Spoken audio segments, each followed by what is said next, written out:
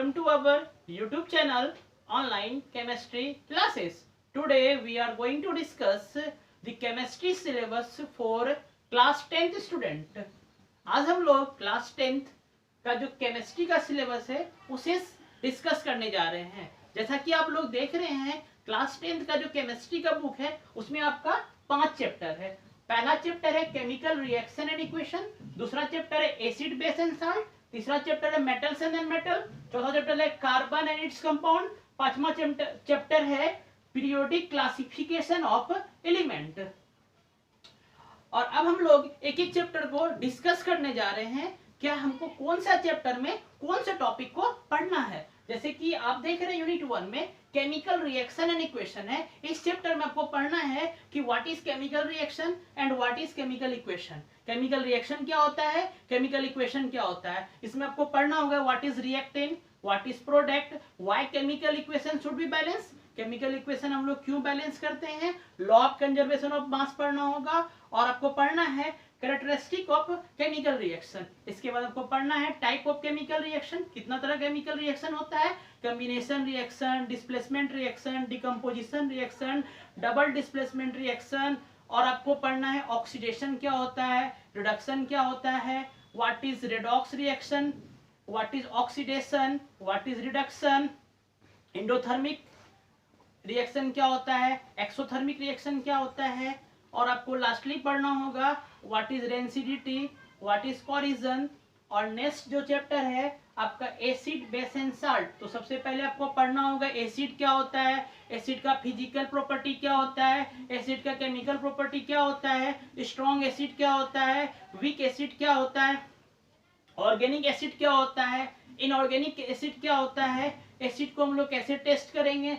उसके बाद हम लोग बेस के बारे में पढ़ेंगे कि बेस क्या होता है, what are the difference between base and alkali, alkali और बेस में क्या डिफरेंस है। इसके बाद हम बेस का फिजिकल प्रॉपर्टी देखेंगे, केमिकल प्रॉपर्टी देखेंगे, स्ट्रॉन्ग बेस क्या होता है, वीक बेस क्या होता है। इसके बाद हम लोग साल्ट के बारे में आएंगे कि साल्ट का फॉर्मेशन कैसे होता है। जब एसिड और बेस को मिलाते हैं तो साल्ट का फॉर्मेशन होता है। इसमें सबसे इंपॉर्टेंट सब साल्ट आपको पढ़ना होगा NaCl, baking soda, washing soda, plaster of Paris.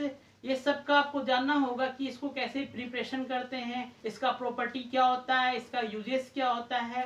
और नेक्स्ट चैप्टर जो आपका है थर्ड चैप्टर मेटल्स और नॉन मेटल है। इसमें आपको सबसे पहले जानना होगा मेटल्स क्या होता है, मेटल्स का प्रॉपर्टी क्या होता है, वेयर आर द मेटल्स का पोजीशन कहाँ है पीरियोडिक टेबल में, where are the position of metal in the periodic table. इसका फिजिकल प्रॉपर्टी आपको पढ़ना है, केमिकल प्रॉपर्टी पढ़ना है। और नॉन मेटल में जो है आपको भी इसका फिजिकल प्रॉपर्टी क्या होता है, इसका केमिकल प्रॉपर्टी क्या होता है। और आपको इसमें कुछ मेटलर्जी के बारे में आप लोग पढ़िएगा। अब जो नेक्स्ट चैप्टर जो है आपका यूनिट 4 है वो कार्बन इट्स कंपाउंड। इसमें कार्बन के बारे में आपको पढ़ना है, एलोट्रॉप्स क्या होता है, कार्बन कौन कौन सा प्रॉपर्टी को शो करता है, कैटिनेशन क्या होता है, टेट्रावैलेंसी क्या होता है, कुछ ऑर्गेनिक कंपाउंड के बारे में आप पढ़िएगा।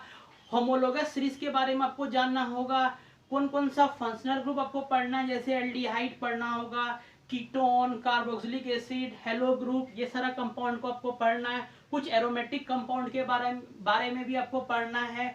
और कार्बन का केमिकल प्रॉपर्टी क्या होता है, कार्बन का फिजिकल प्रॉपर्टी क्या होता है। इसमें दो इंपॉर्टेंट कंपाउंड जैसे एक इथाइल अल्कोहल के बारे में आपको पढ़ना है, दूसरा एसिटिक एसिड के बारे में पढ़ना। इसका प्रिपरेशन, प्रॉपर्टी और यूजेस तीनों चीज आपको पढ़ना है।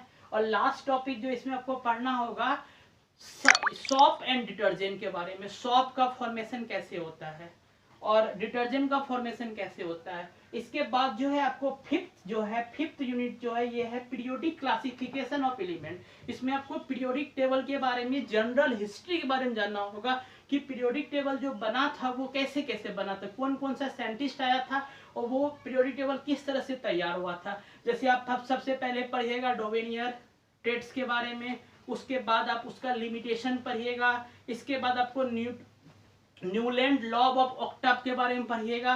इसके बाद मेंडलीव क्लासिफिकेशन के बारे में आपको पढ़ना होगा। उसके बाद आपका जो मॉडर्न पीरियोडिक टेबल है उसके बारे में आपको पढ़ना होगा।